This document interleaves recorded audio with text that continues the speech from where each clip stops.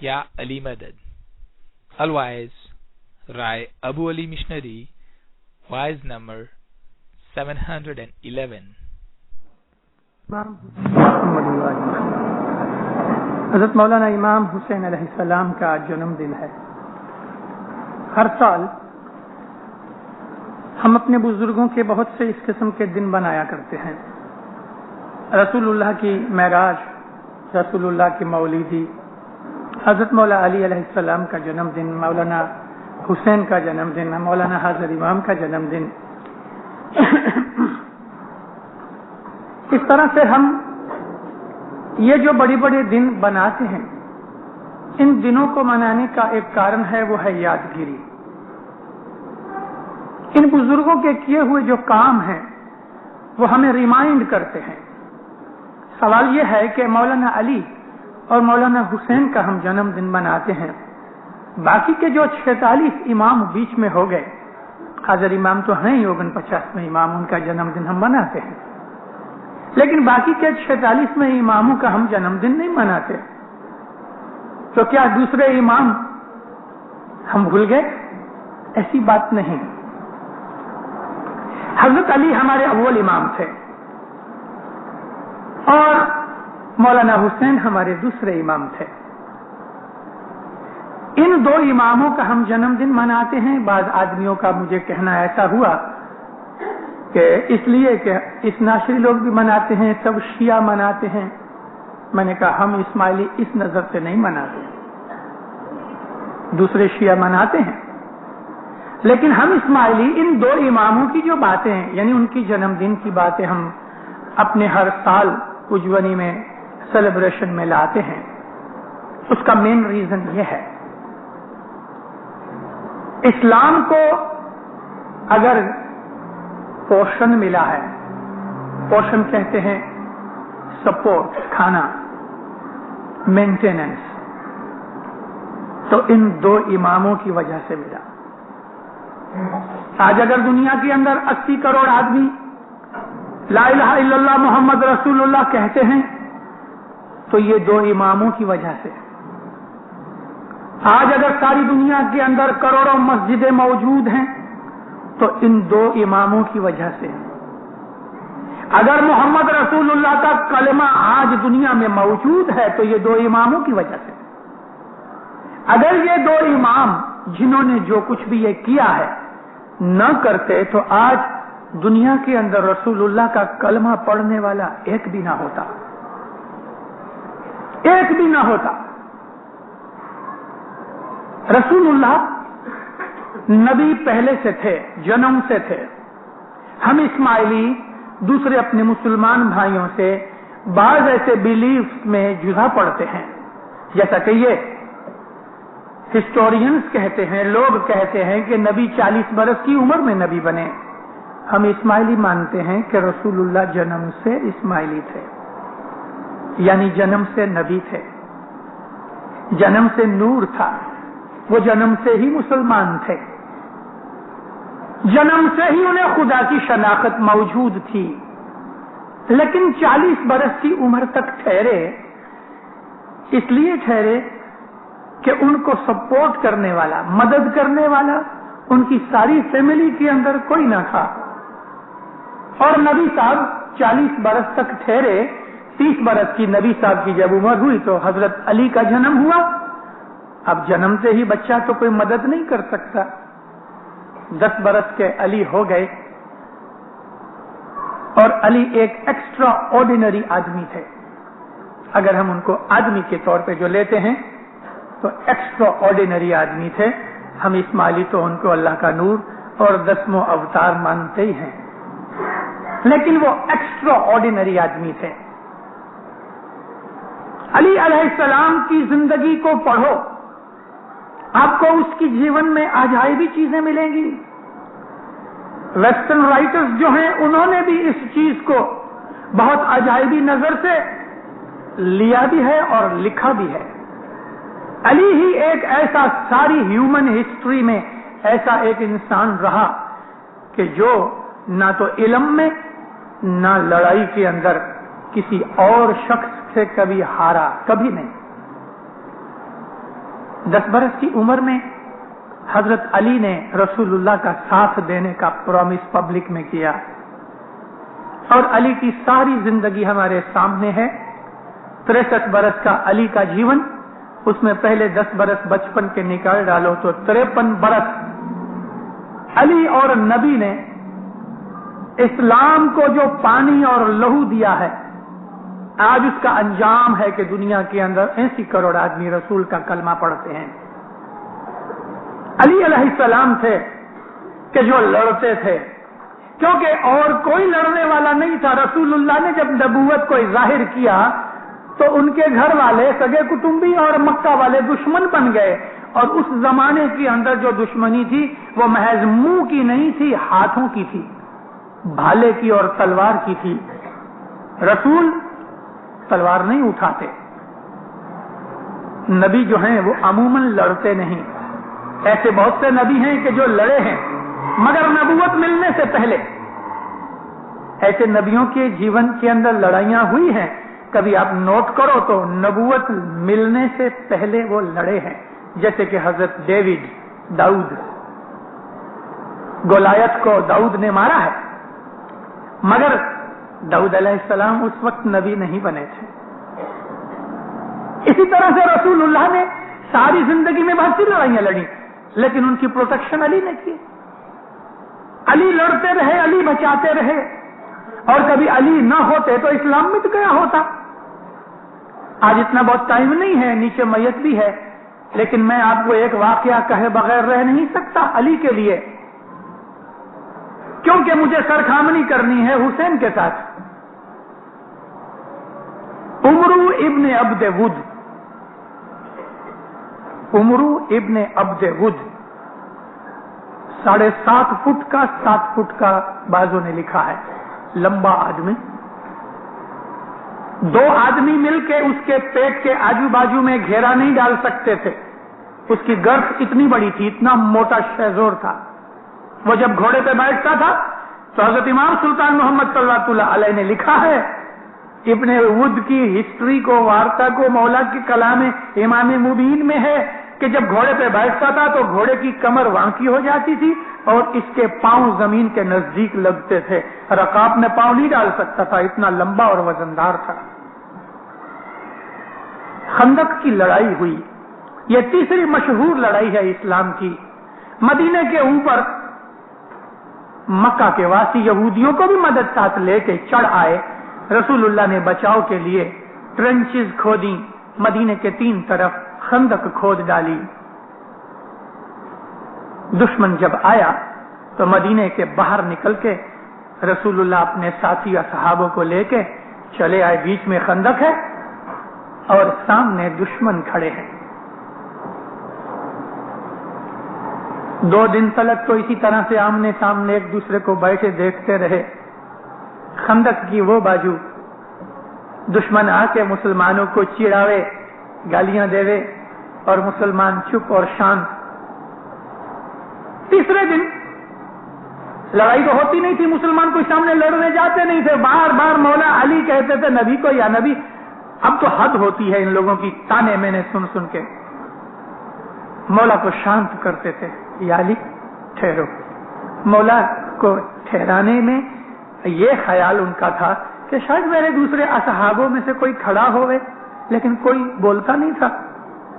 इन सबको मालूम था कि सामने लश्कर का जो सरदार है वो उमर इब्ने अब्दे वुद है, इनको मालूम था। आखिर तीसरे दिन सुबह घोड़े को दौड़ा के तो ये जो खंदक थी इसको जंप करके उमर इब्ने अब्दे वुद इस तरफ आ गया, मुसलमानों की तरफ। सामने नबी के असहाब हैं और एक छोटी सी झोंपड़ी बनाई थी जिसके अंदर रसूलुल्लाह बैठे थे ताकि तीर इनके ऊपर न गिरे, शेल्टर बनाया था एक। यहां सामने आ गया और घोड़े पर बैठ के मुसलमानों को कहते, मैं तुम्हारे लिए चूड़ियां लेके आया हूं, यानी बंगड़ियां लाया हूं। मतलब कि औरतों हो, औरतों की तरह अंदर बैठे हो। ऐसे ताने मैंने मारे उसमें। रसूलुल्लाह के सामने अली खड़े खड़े हो जाते थे, मौला को बिठाते थे, इस तरफ देखे, सब जिस तरह पंछी सिर पे बैठा होवे ना, इस तरह नीचे मुंडी करके सब असहाब बैठे थे। कोई उठता नहीं था। नबी ने कहा कोई नहीं जो उमर इब्ने अब्द वुद के सामने जाए। मौला फिर खड़े हुए, हाथ पकड़ के फिर उसको बिठा दिया। हजरत उमर जो दूसरे खलीफा बने थे, जिनकी चर्चा बहुत होती है, उनकी बहादुरी के कारनामे आपको मिलेंगे। वो कहते हैं या नबी, एक दफा मैं मुसाफरी करता था, इस मुसाफरी के अंदर उमर इब्ने अब्द वुद भी हमारे कारवान में था। हम लोग बड़ी मुश्किल से 40-50 आदमी थे। 1000 डाकुओं ने हमारे पे हमला किया।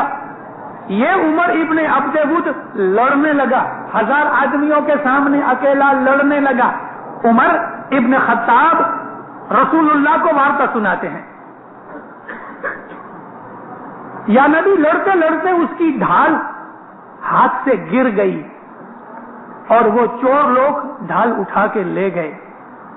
तो एक ऊंट के बच्चे के 4 पांव पकड़ के उसको सामने रख के ढाल बना के उमर लड़ता रहा।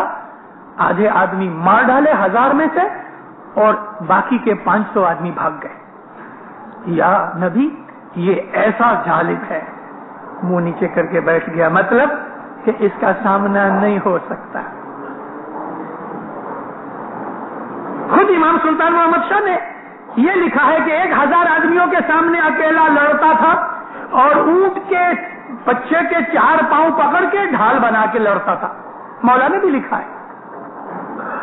जब अली ने देखा कि कोई उसका जवाब नहीं देता तो हजरत नबी को कहा, या नबी अब तो दिल टूटता है, यानी उसके ताने मैंने सुन के। तब हजरत नबी खड़े हुए, अपनी पगड़ी उतार के अली के सिर पे रखी, अली के सिर पे अपनी पगड़ी रखी और उस पगड़ी के नीचे पत्थर का एक खोद था, यानी पत्थर की टोपी थी और ऊपर पगड़ी थी, और अपनी तलवार निकाल के अली को दी। मना अली तो पांव से निकल गए, सामने तो वो था, वो ऊंट घोड़े के ऊपर बैठा है। छोटे से बच्चे को देख के, यानी उस वक्त हजरत अली की उम्र 21-22 बरस की थी। मौला अली दुनिया भर में शॉर्ट थे, 5 फुट के थे। एक बच्चे को देख के वो कहता, कौन हो तुम? कहा कि मेरी माँ ने मेरा नाम हैदर रखा और दुनिया वाले मुझे अली के नाम से जानते हैं। ओह, तो तुम अबू तालिब के बेटे हो? फरमाया हाँ। जाओ चले जाओ, अबू तालिब मेरा दोस्त था, मैं दोस्त के बेटे से लड़ना नहीं चाहता। मौला ने फरमाया, ओ नाबकार मरदूद, मैं लड़ना चाहता हूं तेरे से।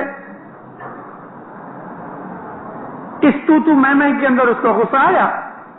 कहता, अच्छा तू बच्चा है, तेरे जैसे तो ऊपर वार करने मुझे शर्म आती है। हजरत अली ने फिर उसको गुस्सा दिलाया और फरमाया कि मैं मुसलमान हूं, पहले वार नहीं करूंगा। आखिर उसने एक वार किया, जो कि घोड़े से नीचे उतर आया। ये कह के तू पांव से है, मैं इसके ऊपर हूं, तो ये ठीक नहीं घोड़े पे, तो खुद घोड़े से नीचे उतर आया। अभी वो 7-7.5 फुट का आदमी, उसने वार किया। पत्थर का खोद, पत्थर की टोपी टूट के मौला अली के सिर के ऊपर उसकी तलवार का जख्म हुआ। यही वो जख्म था कि अब्दुर्रहमान इब्ने मुलजम ने जब मौला को शहीद किया तो इधर ही मारा था, इस तरफ, इधर से पड़ा ऐसा कान के ऊपर, राइट साइड पे। खैर, मौला ने अपना खोद उठा दिया, हाथ में पकड़ के। अब वो था 7.5 फुट का। मौला घुटनों के ऊपर बैठ गए और इतनी स्पीड से बैठे, घुटनों पर बैठ के मौला ने तलवार मारी, उसकी दोनों टांगें काट डाली। लोथ की तरह गिरा, उसके सीने पे चढ़ के उसका गर्दन काट ली। उमर इब्ने अब्द वुद को एक 22 बरस के लड़के ने मार डाला। बन नहीं सकता, मगर लोगों ने अपनी आंखों से देखा। दुश्मन भाग गए। अगर हजरत अली अलैहिस्सलाम जो उमर इब्ने अब्द वुद को उस दिन न मारते तो दुनिया के अंदर इस्लाम न रहता। ऐसी एक नहीं कई बातें हैं। उस दिन रसूल पाक सल्लल्लाहु अलैहि वसल्लम ने फरमाया कि या मौला, तेरी तलवार की एक जरब के जिससे ये उमर इब्ने अब्द वुद मारा गया, तलवार की एक घाव कयामत तक मेरी सारी उम्मत की इबादत से भी ज्यादा है। समझे? قیامت تک میری ساری امت جتنی عبادت کرے وہ ایک طرف، تیری تلوار کی ایک ضربت ایک طرف۔ جس طرح علی نے لڑ کے رسول کے دشمنوں سے رسول کو بچایا اور اسلام کو بچایا، یہی بات ہجری سن 61 میں مولانا حسین کے سامنے آ گئی، اور وہ بات تھی ایک طرف کفر تھا یزید کا، ایک طرف دین تھا، اور باقی امت جو تھی، جو اچھے لوگ تھے وہ ڈر کے مارے یا تو چھپ گئے تھے، کچھ مار ڈالے گئے تھے، کچھ دیش چھوڑ کے بھاگ گئے تھے، باقی جو امت مسلمان تھے وہ کمزور تھے مرغی کی طرح۔ اس لیے مولانا حسین نے دیکھا آج اگر میں یزید کی بیعت کر لیتا ہوں، اگر میں یزید کو خلیفہ مان لیتا ہوں، تو بنی امیہ جو چیز نہیں کر سکے گئے 60 برس میں وہ آج ہو جائے گی۔ اور وہ کون سی چیز تھی؟ اسلام کو مٹا ڈالنا۔ بنی امیہ کا کام یہی تھا، اسلام کو مٹا ڈالنا۔ 60 برس تک جو وہ محنت کرتے رہے۔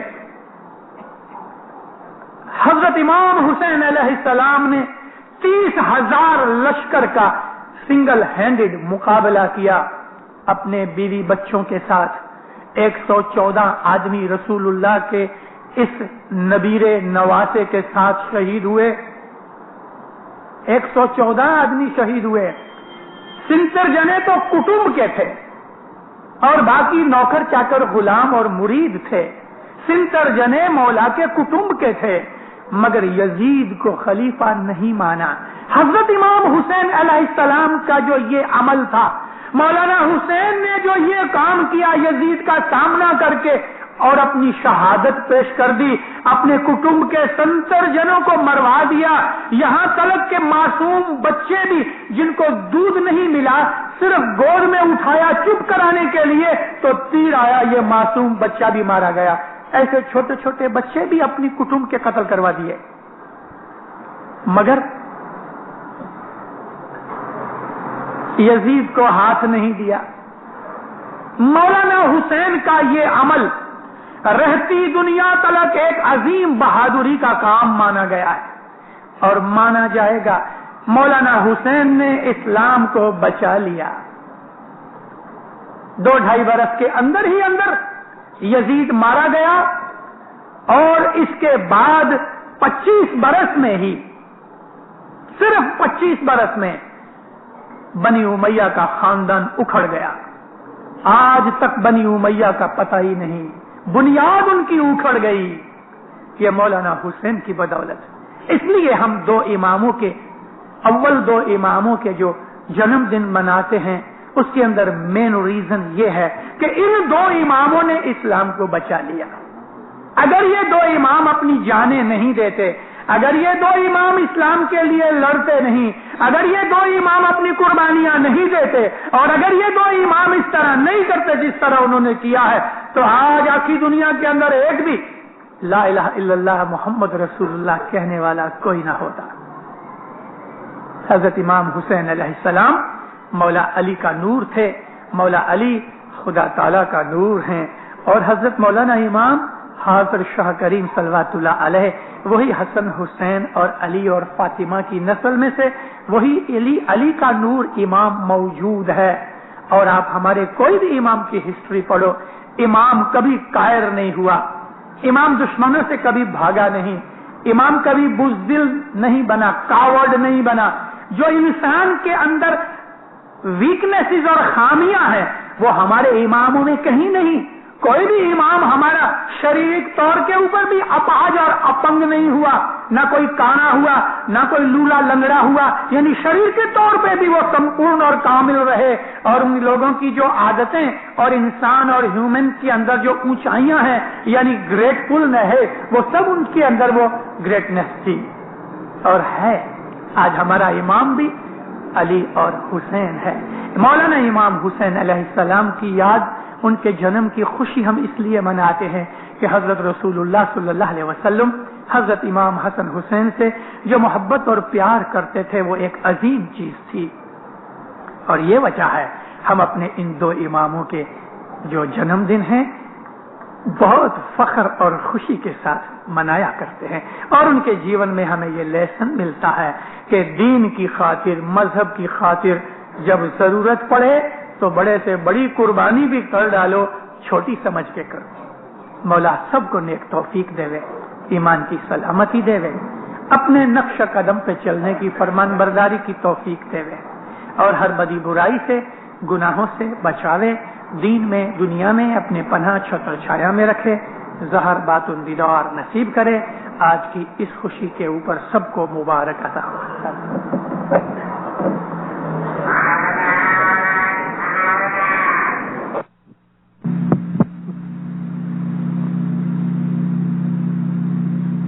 شادی کی رات ہے،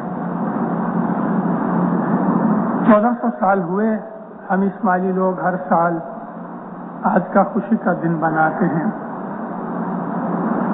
چھیلی حج کر کے حضرت نبی لگ بھگ 1.25 لاکھ مسلمانوں کے ساتھ مکہ سے واپس چلے۔ مکہ کے باہر 3 میل پہ ایک جگہ ہے، اس جگہ کو زمزم کہتے ہیں۔ یہ وہ جگہ ہے کہ جہاں سے حاجیوں کو پانی پلایا جاتا ہے، اور دنیا بھر کے حاجی جب اپنے گھروں کو واپس جاتے ہیں تو اس زمزم کے کنویں کا پانی چھوٹی چھوٹی بوتلوں کے اندر یا ٹینس میں لے کے جاتے ہیں۔ نبی صاحب یہاں 3 دن ٹھہرے اور اپنے ہاتھ سے ڈول ڈال کے پانی نکال کے حاجیوں کو پلاتے رہے، کارن کہ یہ ایک پرتھا تھی نبی کے گھرانے میں۔ نبی کے باپ، دادا، پردادا حضرت مولانا نبی اسماعیل تلک، یعنی لگ بھگ 3000 سال تک ان کی یہ پرتھا اور عادت چلی آئی۔ 3 دن کے بعد نبی صاحب نے یہاں سے سفر کیا، اور یہاں ان کو تقریباً 16 تاریخ صبح کے وقت نکلنا پڑا۔ آپ کو معلوم ہے کہ حج 9 تاریخ کو ہوتا ہے، ذی الحج کی 9 تاریخ کو مکہ میں حج ہوتا ہے، اور 10 تاریخ کو قربانی کرتے ہیں اور عید بناتے ہیں۔ اس کو عید الحج بھی کہتے ہیں، عید الاضحیٰ بھی کہتے ہیں، اور اس کو بقرعید بھی کہتے ہیں۔ 10 تاریخ اور 11 اور 12 یہ دن نبی نے مکہ میں گزارے۔ 13، 14، 15 تاریخ نبی نے یہاں زمزم کے پاس نکالی۔ 16 تاریخ صبح کو اپنے اونٹ کے اوپر بیٹھ کے نبی صاحب نکلے، اور ان کے ساتھ آسرے 1.25 لاکھ آدمی تھے۔ 2 دن مسافری کی، اور ایک ایسی جگہ کے اوپر پہنچے کہ جس جگہ کا نام غدیر خم ہے۔ وہاں ایک تالاب ہے، اس تالاب کو خم کہتے ہیں۔ عربی زبان کے اندر تالاب غدیر کو کہتے ہیں، یعنی خم کا تالاب تھا۔ اس تالاب کے پاس رسول اللہ ٹھہرے۔ بہت سے لوگ جن کو حضرموت جانا تھا، یمن جانا تھا، وہ یہاں سے چھوٹے پڑ گئے۔ جن کو نارتھ میں جانا تھا، عراق یا بصرہ کی طرف، یا ان کو مدینہ جانا تھا یا ایجپٹ جانا تھا، تو وہ لوگ نبی کے ساتھ چلے۔ بہت سے لوگ چلے گئے تھے، بہت سے لوگ ٹھہرے ہوئے تھے۔ صبح ایک پہر نکل گئی، 10-1 بجے کا آسرا تھا۔ رسول اللہ نے بلال کو بلایا کہ مجھے وحی نازل ہوئی ہے، مجھے لوگوں کو پیغام پہنچانا ہے، سب کو واپس بلاؤ۔ گھوڑے سوار دوڑے، جو لوگ آگے چلے گئے تھے ان کو واپس بلایا، جو لوگ پیچھے رہ گئے تھے ان لوگوں کا انتظار کیا گیا۔ دوپہر کی نماز پڑھ کے رسول اللہ کھڑے ہوئے، ایک اونچی جگہ بنائی گئی۔ یہ سارا میدان تھا ریتی کا رن، جھاڑ کا کوئی نام نشان تک نہ تھا۔ کوئی بھی جات کا وہاں چھایا کے پر چھایا شیڈو کچھ نہیں تھا. اس سخت گرمی کے اندر مارچ کا مہینہ رسول اللہ کھڑے ہوئے اور آپ نے لوگوں کو فرمایا کہ 23 برس ہوئے میری نبوت کو. میں نے اپنی نبوت کے اندر تم لوگوں کو اسلام سکھایا، خدا کا رستہ بتایا، تمہیں نیکی بتائی، بدیوں سے، گناہوں سے، خراب کاموں سے تمہیں منع کیا، اور الحمدللہ تم میری باتوں کو مانتے رہے. میں نے تمہیں نماز، تمہیں روزہ، عبادت، خدا کا ذکر اور یہ سب چیزیں جو اسلام دین کی ہیں میں تمہیں سکھاتا رہا. بولو میں نے تمہیں سکھایا یا نہیں؟ سب نے کہا ہاں یا نبی، آپ نے ہم کو سب کچھ سکھایا، ہم آپ کے شکر گزار ہیں، اللہ کے شکر گزار ہیں. نبی نے فرمایا تھوڑا وقت کے بعد میں دنیا سے چلا جاؤں گا. میرے جانے کے بعد میری باتوں کو بھول مت جانا. دنیا کے اندر میرا ابھی رہنا بہت تھوڑا ہے. اور 72ویں دِوس اس کے بعد نبی صاحب نے وفات پائی.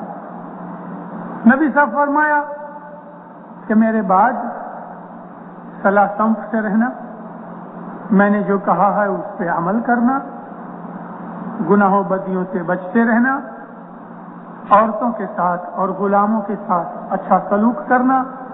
اور اس طرح سے آپ نے لگ بھگ 1.25 لاکھ تک ان لوگوں کو خطبہ دیا، یعنی واعظ فرمائی.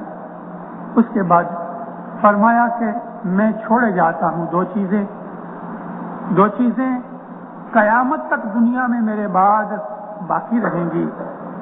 یہ دو چیزیں، ایک تو خدا کی کتاب ہے جس کو ہم قرآن کہتے ہیں، جس میں ہدایت ہے، اور دوسری میری آل ہے. یہ دو چیزیں دنیا میں کبھی جدا نہیں پڑیں گی، ہمیشہ دنیا کے اندر یہ دو چیزیں قائم دائم رہیں گی، یہاں تک کہ حوض کوثر پہ مجھے آ کے ملے گی. میں ان کا راہ دیکھوں گا، انتظار کروں گا.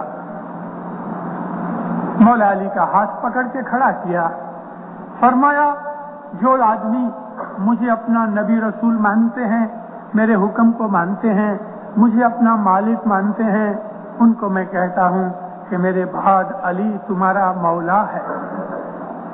علی کا حکم ماننا، اس کو راضی رکھنا، اس کو ناراض نہیں کرنا. اس کی خوشی خدا کی خوشی ہے، اس کی ناراضگی خدا کی ناراضگی ہے، اس کی دشمنی خدا کی دشمنی ہے. اور جو اس کو دوست رکھے گا خدا اس کو دوست رکھے گا اور آباد رکھے گا. علی تمہارا مولا ہے، اور علی کی اولاد قیامت تک میری آل دنیا میں قائم دائم رہے گی. کبھی بھی قرآن اور آل جدا نہیں پڑیں گے. اگر تم ان دونوں کے پیچھے چلو گے، یعنی قرآن کو فالو کرو گے، علی اور اس کی جو آل ہے اس کو فالو کرو گے، تو نبی صاحب فرمایا تم گمراہ نہیں بنو گے، تم بھٹک نہیں جاؤ گے، رستے سے اکھڑ نہیں جاؤ گے. لیکن کبھی تم نے ان دونوں چیزوں کو بھلا دیا اور ایک کو مانا ایک کو نہ مانا، تو تم لوگ رستہ چھوٹ جاؤ گے. یہ کہہ کے رسول اللہ نیچے اتر آئے. بہت سے لوگ رونے لگے، جیسے کہ ابو بکر، کہ یا نبی بس یہ آخری حج ہے جو ہم آپ کے ساتھ کریں گے. آپ نے ہنس کے فرمایا ہاں، اس کے بعد میں دوسری حج نہیں کروں گا. 72 دن کے بعد رسول اللہ نے وفات پائی. جب نبی صاحب نیچے اتر آئے پلیٹ فارم سے، تمام اصحابوں نے مولا علی کو مبارک دی، مولا علی کی بیعت کی.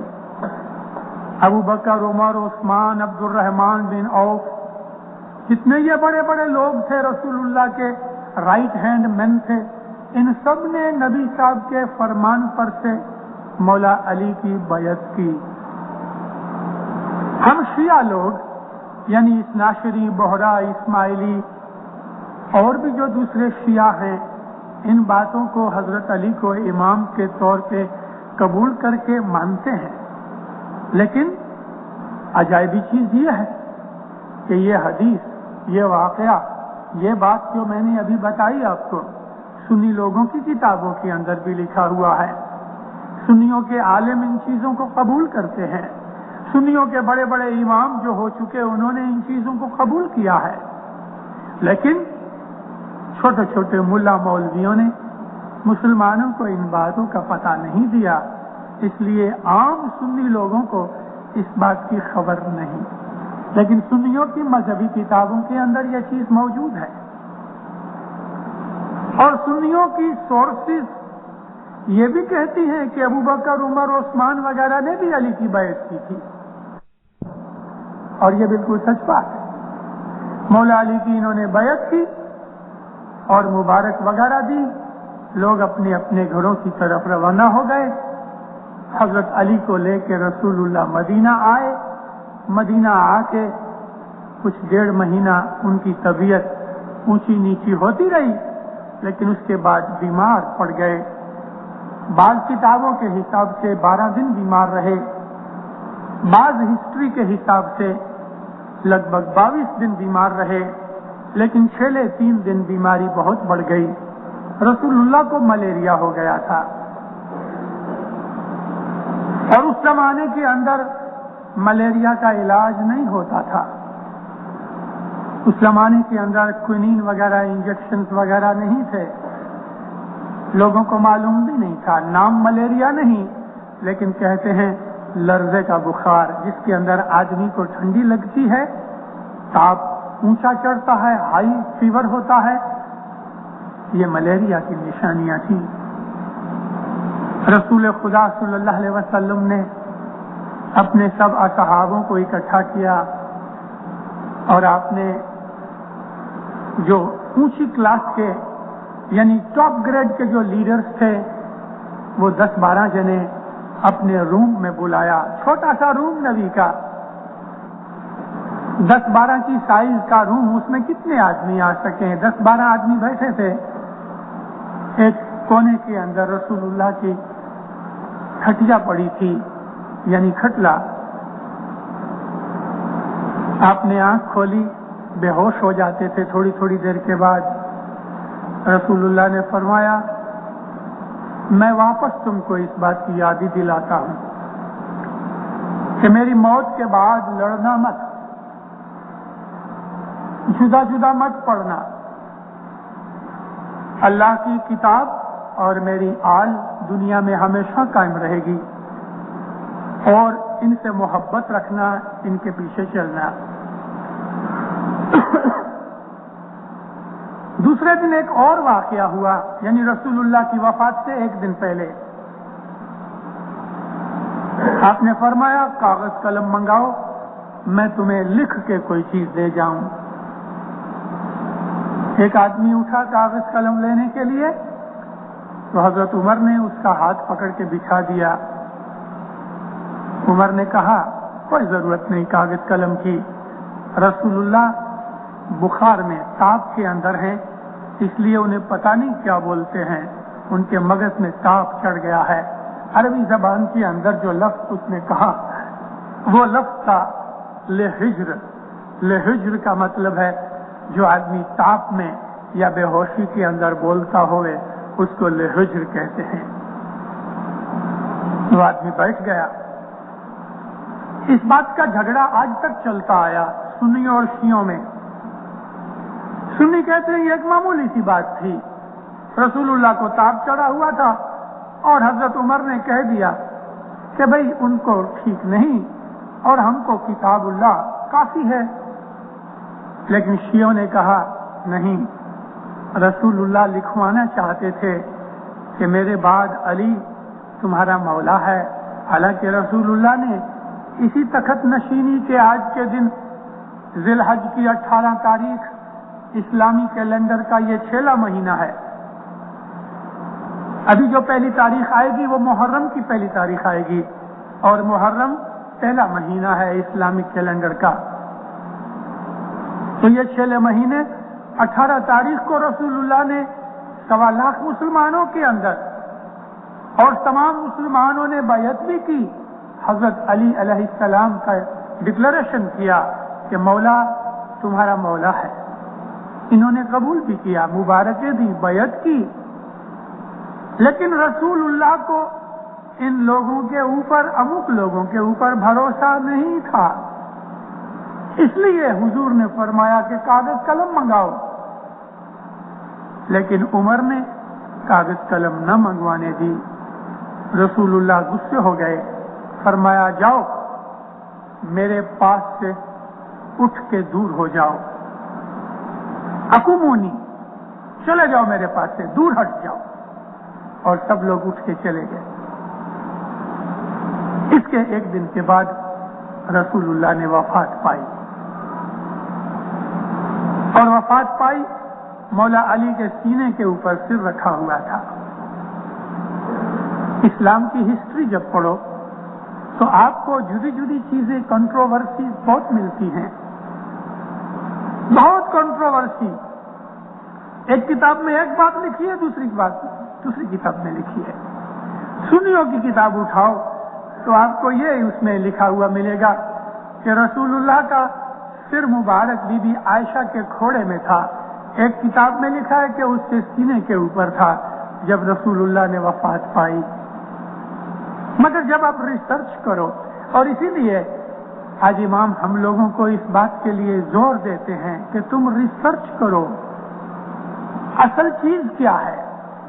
سنی کہتے ہیں کہ رسول اللہ کی وفات بی بی عائشہ کے کھوڑے میں یا ان کے سینے کے اوپر سر رکھا ہوا تھا تب ہوئی. شیعہ کہتے ہیں کہ نہیں, حضرت علی کے سینے کے ساتھ ان کا سر لگا ہوا تھا جب رسول اللہ نے وفات پائی. اب ان میں سچ کیا؟ کیونکہ جو کتابیں آپ کو گام میں ملتی ہیں وہ کتابیں ریسرچ کی نظر سے لکھی ہوئی نہیں ہوتی, سنی سنائی باتیں ہوتی ہیں, اور یا دوسری بڑی کتابوں کے اندر سے نقل کر کے, کاپی کر کے وہ لوگ پرنٹ کرتے ہیں. ریسرچ اس کو کہتے ہیں کہ اصل چیز ڈھونڈی جائے. رسول اللہ کے زمانے کی چیز کوئی ہمارے پاس ہے؟ نہیں ہے.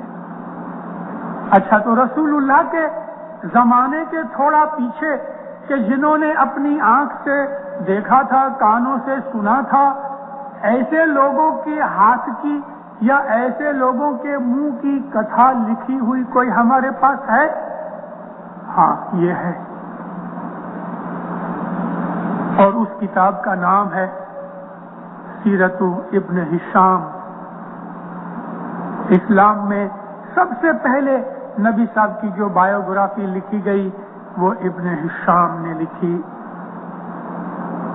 ان لوگوں کو مل کے کہ جنہوں نے اپنی آنکھوں سے نبی صاحب کو دیکھا تھا اور جنہوں نے اپنے کانوں سے نبی صاحب کے بول سنے تھے, جنہوں نے اپنے ہاتھوں سے نبی صاحب کے بدن کو ٹچ کیا تھا, یعنی بیعت کی تھی, یا پاؤں کو ہاتھ لگایا تھا, یا ان کے ہاتھ کو کس کیا تھا, ان لوگوں سے اس ابن ہشام نے, محمد ابن ہشام نے سن کے تو یہ تاریخ لکھی. اور یہ ابن ہشام سنی تھا, شیعہ نہیں تھا. اس کے بعد باقی جتنی بھی چیزیں نکلی وہ سب نے ابن ہشام سے کاپی کی. ابن ہشام ہسٹورین نہیں تھا, رسول اللہ کا بایوگرافر تھا, یعنی جیون چرتر لکھنے والا. نبی صاحب کے جیون کو اس نے قلم بند کیا. رسول اللہ ایسے تھے, رسول اللہ ایسے تھے, رسول اللہ یہ کھاتے تھے, رسول اللہ یہ پہنتے تھے, رسول اللہ ایسا کرتے تھے. سب باتیں رسول کی لکھی, اور رسول کو جن جن نے دیکھا, جن جن نے سنا, ان سب کے پاس سے آتھینٹک چیزیں لکھی. یہ چھوٹے چھوٹے بچے یا وہ جوان جن کی عمر 25 برس کے نیچے ہے, انہوں نے مولانا سلطان محمد شاہ کو دیکھا نہیں. کبھی دیکھا ہوگا تو یاد نہیں, کیونکہ بہت چھوٹی عمر تھی. مولانا سلطان محمد شاہ کی یہاں چلی پدرامنی 1948 میں ہوئی, اور اس بات کو 25 برس ہو گئے. تو जन्म वाला बच्चा तो याद नहीं रख सकता, बल्कि वो बच्चे भी कि जो 3-4 साल के थे उनको भी शायद याद न होवे। 30 बरस के नीचे वाले को सुल्तान मोहम्मद शाह की कोई बात आंख से देखी कान से सुनी हुई याद नहीं। अब उनको कोई चीज पूछनी होवे कि मौलाना सुल्तान मोहम्मद शाह कैसे थे, मौलाना सुल्तान मोहम्मद शाह क्या करते थे, उनकी आदतें क्या थी, तो वो किसको पूछे? जिन्होंने मौलाना सुल्तान मोहम्मद शाह को अपनी आंखों से देखा है, कानों से सुना है। फिर वो आदमी कि जो जमात खाने के अंदर दूर बैठा होवे और उसने इमाम को देखा है, और वो आदमी कि जो हाजिर इमाम के पास उठते बैठते होवे, फरमान सुनते सुनाते होवे, इन दोनों के अंदर भी फर्क है ना। जो आदमी दूर बैठ के इमाम को देखता है और जो आदमी जैसे मिशनरीज हैं हाजिर इमाम के साथ उठते बैठते और उनकी बातें सुनते देखते हैं, इन दोनों के अंदर फर्क है। इब्ने हिशाम ने ऐसे आदमियों को पकड़ा कि जो रसूलुल्लाह के हुजूर में बैठे करते थे मिशनरियों की तरह, और उनके ऊपर से उसने अपनी सारी रसूलुल्लाह की लाइफ लिखी। सुन्नी था। उस जमाने के अंदर शिया सुन्नी का क्वेश्चन बहुत ज्यादा नहीं निकला था, इसलिए सच सच सब बातें लिख गया। इसके ऊपर से जितने भी तारीख लिखने वाले, हिस्ट्री लिखने वाले हिस्टोरियंस थे, उन्होंने इब्ने हिशाम को रेफर किया है। सबसे पहला हिस्टोरियन इस्लाम का मोहम्मद जरीर तबरी था। तबरी की हिस्ट्री इस्लाम की पहली हिस्ट्री है। 16 वॉल्यूम्स लिखी हैं उसने, और उसने भी इब्ने हिशाम को ज्यादा इम्पोर्टेंस दी है। इसलिए ये जो 2 पहले में पहली किताबें हैं, रिसर्च करने के लिए बहुत काम की है, इब्ने हिशाम और तबरी। इन दोनों किताबों को लिखने वाले सुन्नी थे। इनकी किताबों के अंदर से हमको ये चीज शियों जैसी मिलती है कि रसूलुल्लाह जब बीमार पड़े, 6 दिन था, आपने फरमाया मेरे महबूब को बुलाओ, मेरे प्यारे को बुलाओ। तो बीबी आयशा सबसे छोटी चाहती बीवी थी रसूलुल्लाह की, उसने फौरन आदमी भेज के अपने बाप अबू बकर को बुलाया। जब अबू बकर अंदर आए तो बीबी आयशा ने कहा, या रसूलुल्लाह आपका हबीब आ गया। आंख खोली तो अबू बकर सामने खड़ा हुआ, हुजूर ने मुंह फिरा लिया। इब्ने हिशाम सुन्नी लिखता है, रसूलुल्लाह ने मुंह फिरा लिया, फरमाया मेरे हबीब को बुलाओ। तभी भी आयशा चिढ़ गई, घर के अंदर की तरफ चली गई और जाके जोर से बोलने लगी, मैं समझी हूं हबीब किसको कहते हैं, अली को बुलाओ, अली को इसके जमाई को बुलाओ, उसकी मांगनी हो रही है। और आदमी गया, मौला अली को बुला के लाया। जब मौला अली आए, मौला अली ने रसूलुल्लाह के सिर के ऊपर हाथ रखा, रसूलुल्लाह ने आंख खोली, आपने जल्दी से 2 हाथ पकड़ के रसूलुल्लाह ने हजरत अली को अपने सीने से लगाया, फरमाया या अली बैठो, मेरे पास बैठो। तकिया निकाल के, पिलो को निकाल के मौला अली खुद वहां बैठ गए और रसूलुल्लाह का सिर उठा के अपने खोड़े में रखा। थोड़ी देर के बाद हुजूर जरा थक गए तो आपने थोड़ा और ऊंचा कर लिया और रसूलुल्लाह का सिर मुबारक हजरत अली के सीने के ऊपर था। इस तरह बातें करते रहे, वसीयत करते रहे, या अली फलाने फलाने आदमी का मुझे ये कर्जा देना है, फलाने से मुझे इतने पैसे लेने हैं, फलानी जगह ये चीजें मौजूद हैं।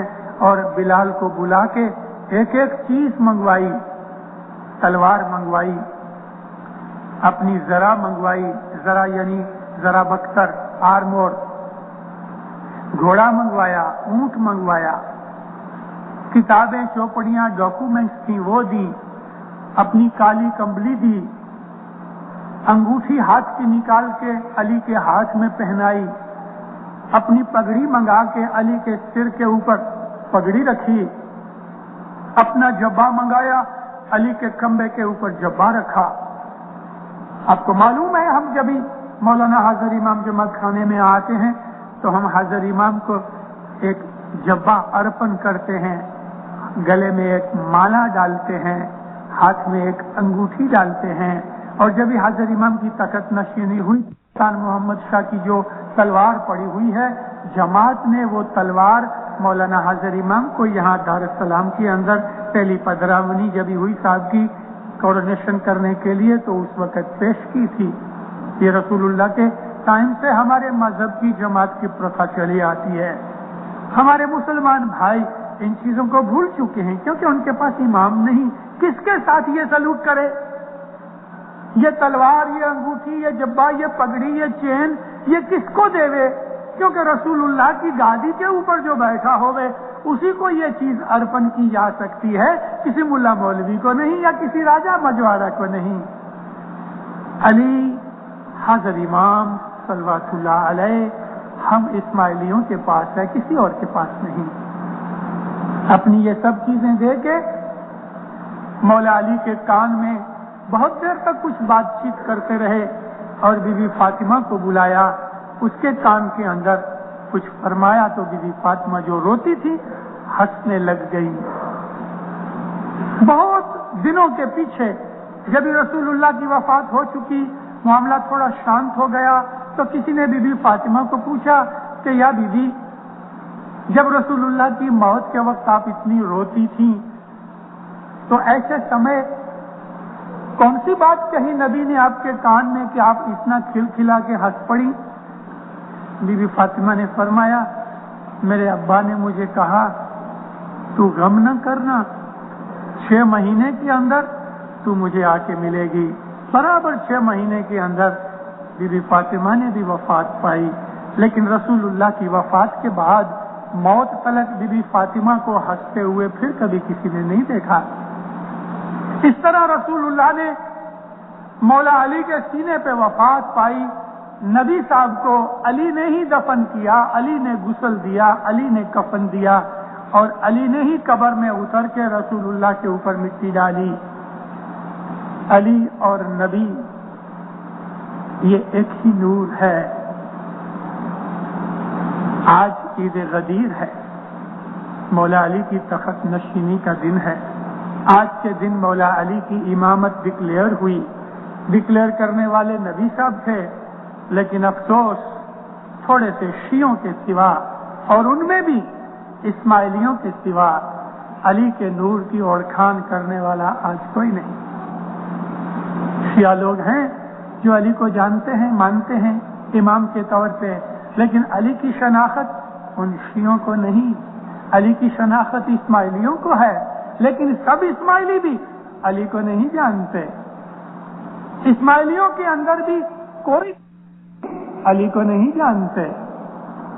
इस्माइलियों के अंदर भी कोई कोई जो इल्म वाले हैं, इबादत वाले हैं, जिक्र वाले हैं, मजहब के अंदर ध्यान लगाने वाले हैं, उनको अली की शनाख्त है।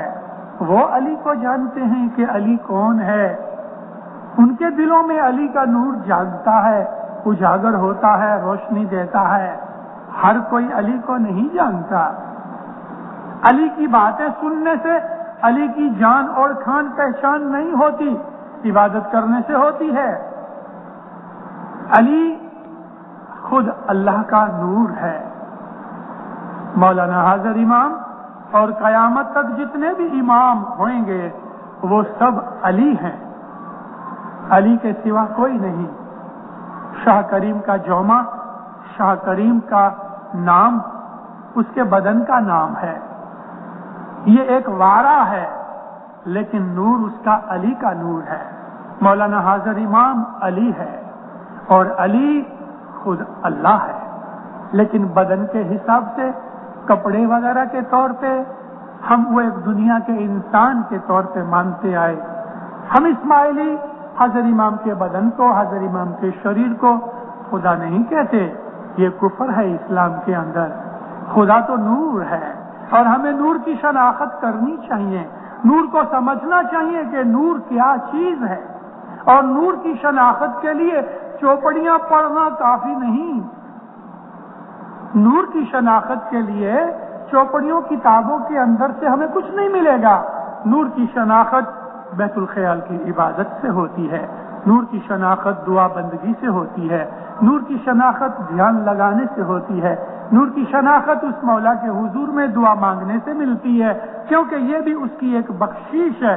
مولا جس کے اوپر راضی ہوتا ہے اس کو اپنے نورانی شناخت دیتا ہے، مولا جس کے اوپر اپنی فیور کرتا ہے اس کو اپنے اوڑ کھان کا رستہ بتاتا ہے۔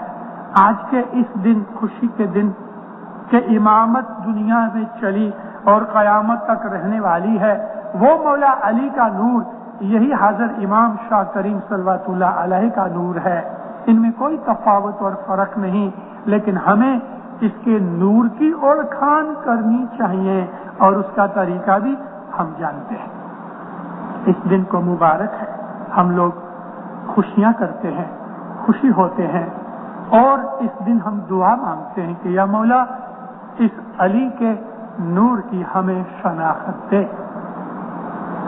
حق تو پاک تو بادشاہ مہربان بھی علی تو ہی تو رب تو رحمان تو علی اول آخر قاضی تو ہی تو۔ علی کو یاد کرو، علی کی عبادت کرو، علی کو خوشی کرو، علی سے مدد مانگو، علی سے پناہ مانگو۔ علی روزی دیتا ہے، علی رزق دیتا ہے، علی دعائیں قبول کرتا ہے، علی مشکلیں دور کرتا ہے۔ علی نے نبیوں کی بھی مددیں کی، ہر ایک نبی نے مشکل کے وقت علی ہی کو یاد کیا۔ خود تمام نبیوں کے سردار حضرت رسول اکرم محمد صلی اللہ علیہ وسلم نے بھی جب بھی مشکل پڑی علی ہی کو یاد کرتے رہے۔ علی کے نام میں طاقت اور برکت ہے، علی کو بہت یاد کرو، مشکل دفع ہو جائے گی، دل اداس ہوں گے خوشی ہو جائیں گے، دل چھوٹے ہوئیں گے بڑے ہو جائیں گے، اندھیرا دور ہٹ کے روشنی پیدا ہو جائے گی، نیک مرادیں پوری ہوئیں گی، روزی رزق میں برکت ملے گی، دین میں دنیا میں ہر آبادی ملے گی۔ علی کے نام کی یہ طاقت ہے۔ انشاءاللہ سکھی آباد رہو، مولا نیک امیدیں پوری کرے، ایمان کی سلامتی دے لے، دین دنیا میں اپنی پناہ چھتر چھایا میں رکھے، بدیوں برائیوں گناہوں نافرمانیوں سے بچاوے، دستن سکریت میں پورا رکھے۔ مولانا حاضر امام جان مال آبرو عزت روزی کمانی تندرستی ایمان میں برکت دے وے، زہر باطن دیدار نصیب کرے۔ تاریے تو تارنا ہار خدا وند اورنا تارے دوجا کوئی، علی تو ہی تو ہی تو، علی تو ہی تو ہی تو۔